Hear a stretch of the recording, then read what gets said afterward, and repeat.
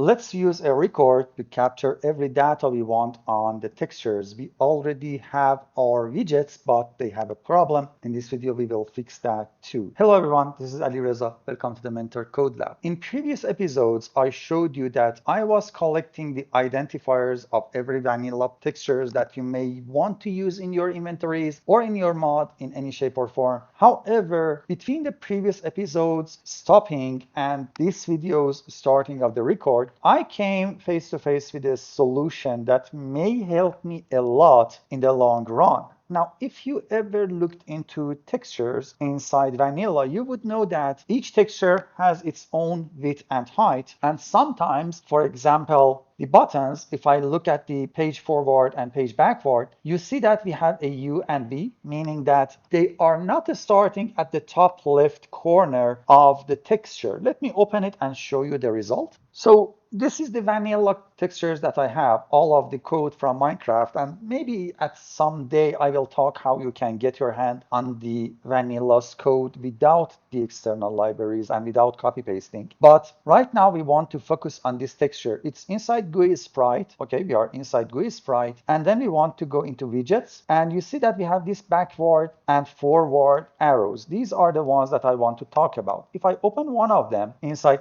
Photoshop and zoom in, you see that other than the width and height, the texture is actually this, and it's not starting from top left. So this is the U and V coordinates, it's 3 and 2, and as you see, we have the 3 and 2, and the width and height of the texture itself is 18 by 10 and not the whole texture. So it became obvious that if you want to handle different textures from vanilla or any other place, you can't just sit back and make the decision that, you know what, every texture will start at the top left corner and it will fill the whole texture area. It won't. Especially in vanilla, we have some textures that they have tons of empty space and the actual texture is offsetted from the top left corner. Because of that, I created this record. And here I will get X and Y, U and V, width and height, and texture width and height, and the identifier. Now I want to talk about this X and Y because then we will go back into widgets and see that it's not actually what we think they are. If I open the progress bar textures, for example, and go into arrow, I think it's on the long side and the right one. As you see, the Y is -1. This X and Y is not the coordinates of your texture inside the user interface. It's an offset from the point that you want to draw it in the interface. The reason is that sometimes, like this case, the background will start at the corner you want. However, the progress texture has an offset. It moves toward the left side a little bit with 1 pixel, and that is the offset. So in this record, the X and Y is the offsets. Now, if I want to show those two textures inside Photoshop so that it became obvious, I need to track it to GUI and then widget. If I find it, textures, oh no, it's in my own mod. So GUI textures, widget, and then the progress arrow right long. Progress arrow right long on and off. Okay, let's take these two, and to open them in Photoshop, you don't need to open the textures inside the Explorer. You just drag and drop it. So I will move my Photoshop into the second monitor so I can do the drag and drop. I will just drag and drop it from the IntelliJ IDEA into the Photoshop, and then I get this. And I think I chose the wrong one. Actually, let me see. I think I have a wrong namings here.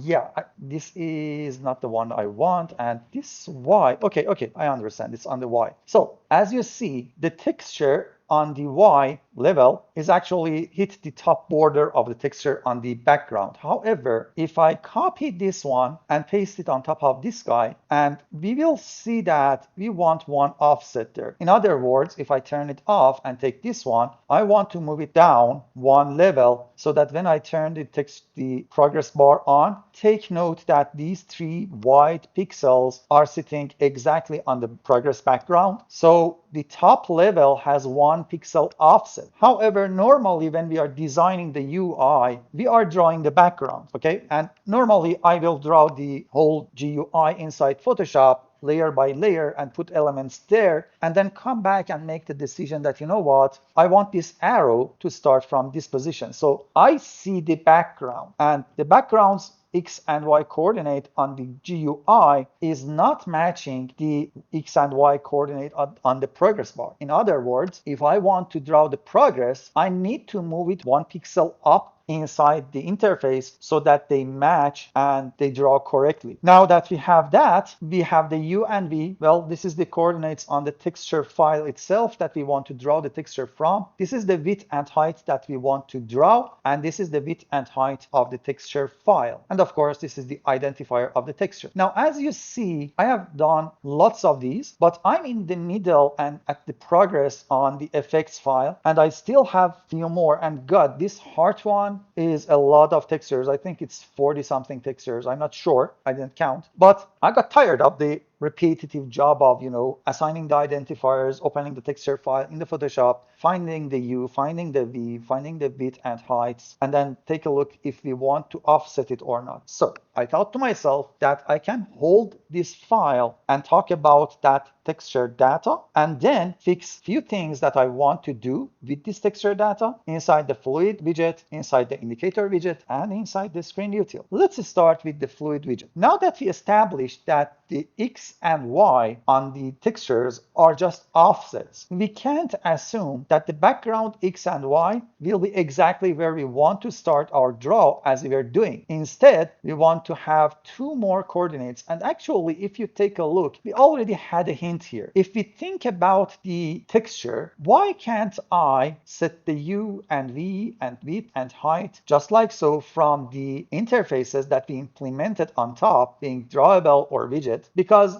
they shouldn't change. The texture's parameters shouldn't change. The only thing that is changing is the starting point in the screen that we want to draw this widget. Because of that, I need to introduce two more variables here, both in the fluid widget and the indicator widget for the starting point X and Y. And because of that, I will cut these two and move these two here so they will be final. And then I want X and Y coordinates, and I can remove this one. And by the way, if you're smart, you will notice that I added two more for the texture width and texture height. And when I'm drawing them, I'm assigning those texture width and heights wherever I need to. Also, I added them to the constructor here and into the builder. I already introduced these two variables in the builder, and I had done it both for fluid widget and indicator widget. So where do I want to assign this X and Y immediately? I would say that the best place is at the start. So int X, int Y. And here I will say this.x equals to x and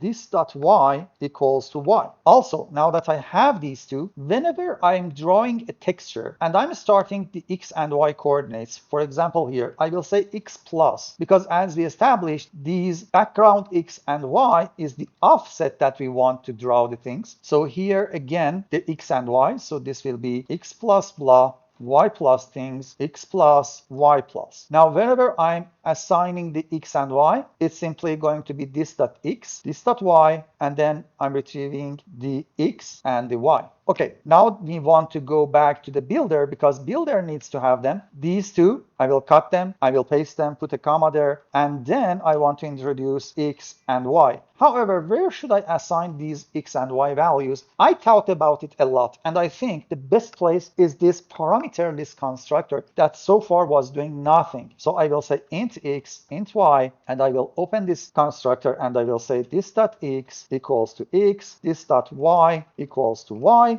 And finally, when I'm calling the constructors, I will say that we want x and y here. And let me see what else do we have. We have problems here. And the problem is that I changed the library. Before that, we had this fluid container texture and a normal subclass in there. And then we had some static fields. Well, we don't have it anymore. If you take a look, the fluid container textures normal now has these texture data that we can retrieve. So we can use them there. And this is the background. So I will go with background, putting a dot. We see that we want X here. And the same thing will go forward. So this is Y. This is the width. This is the height. And this one is marker small. So I think it's the marker small dot x, yes, the marker small dot y, marker small dot width, dot height, and now fluid x, y, width, and height. If we look, I introduced a rectangle. This is rectangle to integer from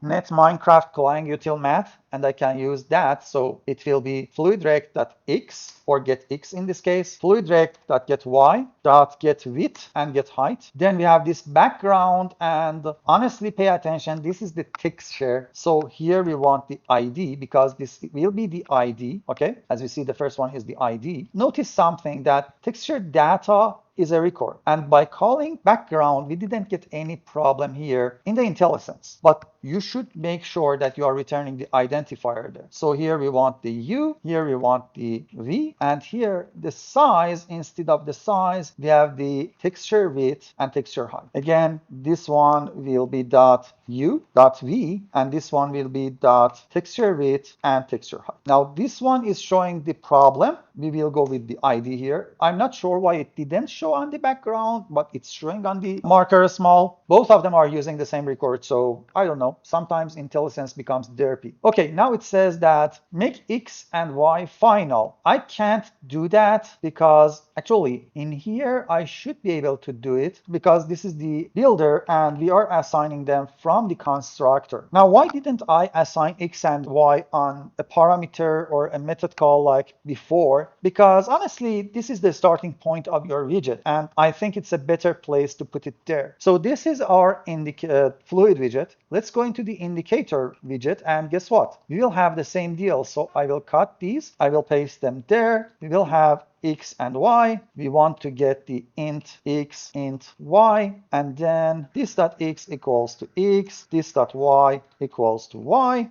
Then here, whenever we are drawing something, we say X plus and Y plus. Here again, so X plus, Y plus, and this is exactly why I have negative numbers on the texture data itself, because we are summing up two integers here. So if I have a negative integer as indicator Y, then we will have a proper offset there, X plus and Y plus. Here we will say this dot X, this dot Y, and finally we are returning X and Y. We are drawing the tooltips. Oh, I didn't notice this one. Let's take a look at that one. So at the end of the render, when we want to make sure that we have the fluidics, yeah, we want to sum things here. So X and Y, and same deal inside the indicators on the call here. Okay, I added it here. Then we will introduce the X and Y to the builder. And we established that we can use final here, X and Y. And again, I will use this constructor. So int X, int Y. Let's open the constructor. This dot X equals to X. This dot Y equals to Y. By the way, if you notice, my user interface is not as smart as it was before, because I disabled a plugin. It's not the GitHub Copilot because I still have it. It was the assistant AI that comes with IntelliJ IDEA. However, I'm not sure if it's my computer or if it's exactly the same thing for everyone. It was making coding a headache. Not only that, it was suddenly adding tons of code and I had to constantly delete that code, but also I had the problem with having a very slow computer on typing. I mean, I was typing something and then the interface would hiccup and lag a lot, so that it would calculate things, it would learn things and show me some hint, or may not do anything at all. But typing in the interface was a headache then. So I disabled that plugin, and unfortunately or fortunately, my interface is not as smart as it was before. And I'm just using GitHub Copilot free version, and because of that I don't have anything interfering with my typing here, but I can go back and start chatting with Copilot and ask anything if I need to. Let's go into the screen util and see what we have so far. Right now we are giving identifier of the texture and then X and Y, U and V, width and height. What if I don't want to do that? So let's have an overload for this whole thing, and instead of accepting all of these mumbo jumbo, I just accept the texture data as a texture. So I will now say draw texture with the context, but now I can say texture dot ID, and this will be the identifier, then the X and Y. Now, the X and Y in this particular case would be the texture's offset. So texture.x, texture.y. Then we want the U and V. So texture.u, texture.v, and texture.width, texture.height, and then texture.texture width, texture.texture height. Because I didn't provide any X and Y values. Now, I will have another overload here, but I will accept the int X and int Y.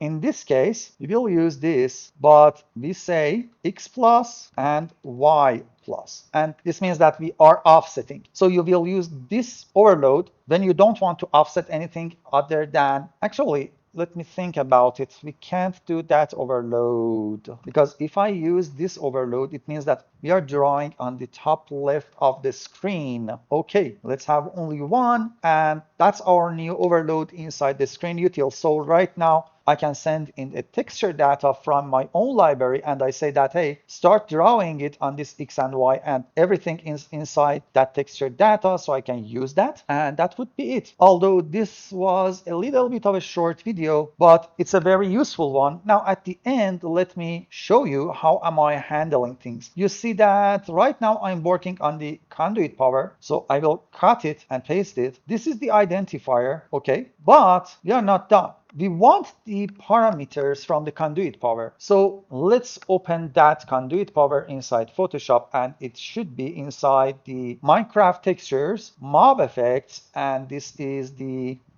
conduit power. Although it's not a very good example to show everything because all these effects are 18 by 18, but I will show what I want from here. I will drag it into my texture editing application. In my case, it's Photoshop. Now you see that it's not completely filling the texture. It's okay. The reason I'm gonna use that 18 by 18 for the coordinates and the U and V as 0 is that I want to put this at the center of everything. And honestly, Minecraft is doing it because, for example, if I go with weaving, you see that it's actually using every pixel on the width and height. So what Minecraft is doing is drawing every texture from top left and 18 by 18 and putting it inside a background, for example, I don't know, a slot or another thing. And honestly, I think that's a good thing because if you want to offset, for example, the conduit power and using the offsets here for the U and V and changing the width and height to be proper, then we should use something like this. I will use the select tool. I will select only the texture, and you see that the width and height is 14 by 14. So if I would want to dedicatedly say that, hey, use this thing from that coordinate, the width and height would be 14 by 14,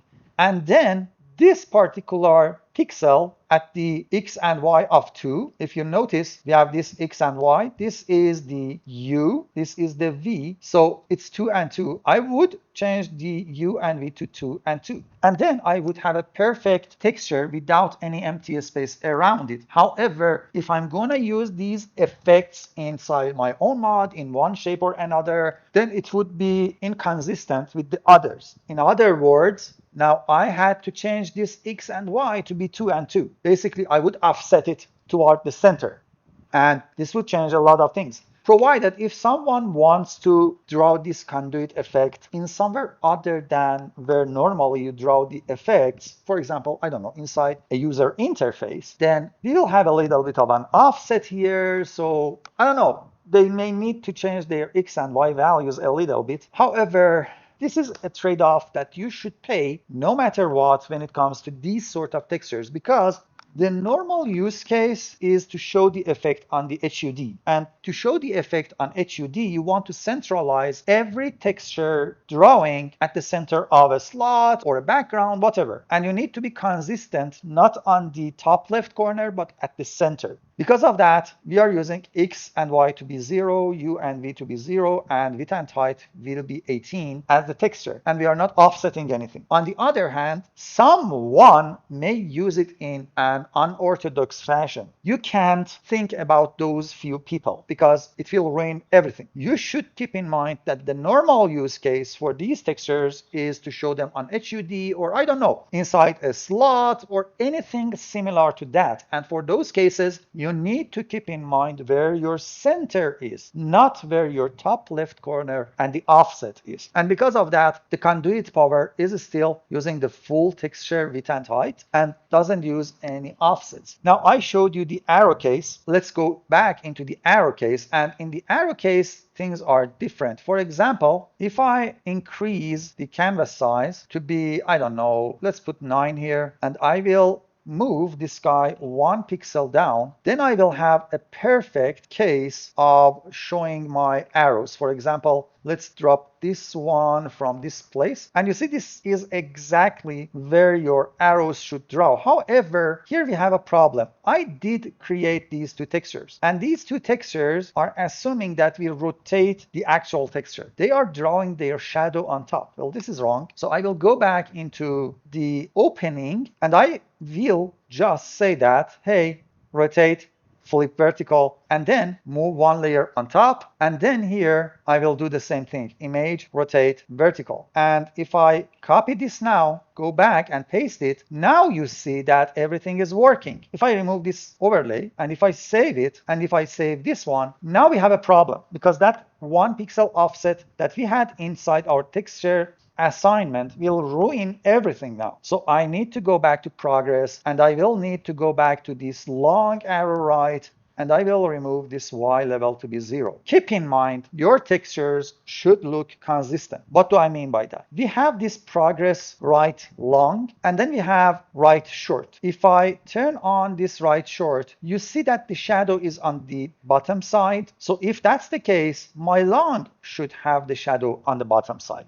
And if I look at the left, for example, now, you see that the shadow is on the bottom side. So here I should have the shadow on the bottom side. Normally, if you want to be consistent, the easy way to remember everything is that in Minecraft, light is shining from top left to bottom right. So your shadow should be at the bottom and at the right side. This happens in everything. Container textures, arrows, progress bars, anything. Even the boss bars that we have inside vanilla, if they want to draw different borders, you will notice that the right and bottom borders are darker because they have shadow. So keep in mind, you need to be consistent inside your textures with vanilla, and after you made sure that things are consistent, only then come back and fix your X, Y, U, and V, and width and height and everything. Because if you don't do that, then you will have problem. Just as I showed, you assigned a -1 to the Y, but hey, your shadow is drawing on top and it will look really weird. That's 1 pixel. Trust me, that 1 pixel in the game will look seriously weird because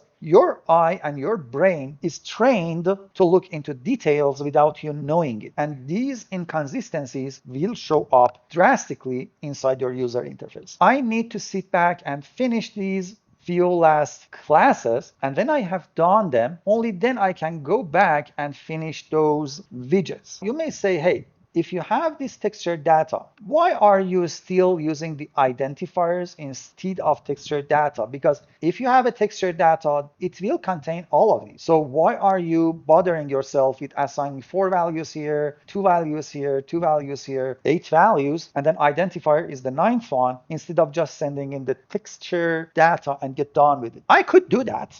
But the problem is that someone may not want to use that texture data. And if someone is not using the texture data, then I have a problem there, isn't it? Because some people may not like to use it, just simple as that.